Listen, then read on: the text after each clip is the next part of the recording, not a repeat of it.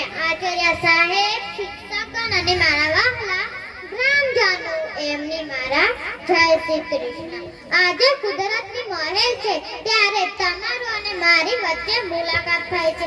ત્યારે મારે એક એવા વિષય પર વાત કરવી છે કે ઘણા લોકો સદુપયોગ કરે છે અને ઘણા લોકો દુરુપયોગ કરે છે. જે સદુપયોગ કરે છે એમને મારા વંદન અને જે दुरुपयोग करे थे एमने मारा अभिनंदन.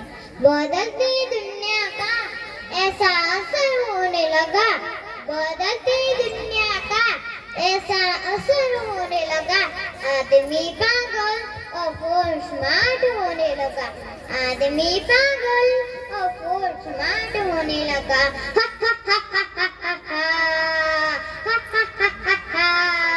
पकड़ी थे मैं दरेक में दुखती नस, बनीने આવ્યો છું ઝેરી સાપનો ડંખ. કરી છે મેં આખી દુનિયાને વંશ, બની જાય બધા જ મારા વગર વિવશ.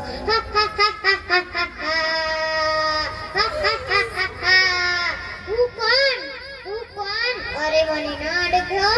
હું છું મોબાઈલના વ્યસનમાં સૌથી શક્તિશાળી અસુર, જેને આખી દુનિયાને પોતાના પંજામાં ઝપટી દીધી છે.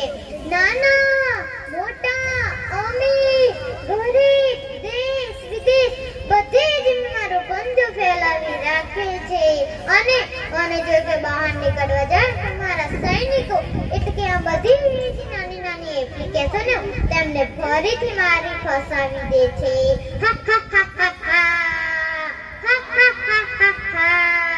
એમ કરતા હું તમને બધાને મારા ગુલામ બનાવી દઉં છું. અને જો કે બહાર નીકળવા જાય તો મારા સૈનિકો એટલે કે આ બધી જ નાની એપ્લિકેશનો તેમને ફરીથી મારા ગુલામ બનાવી દે છે.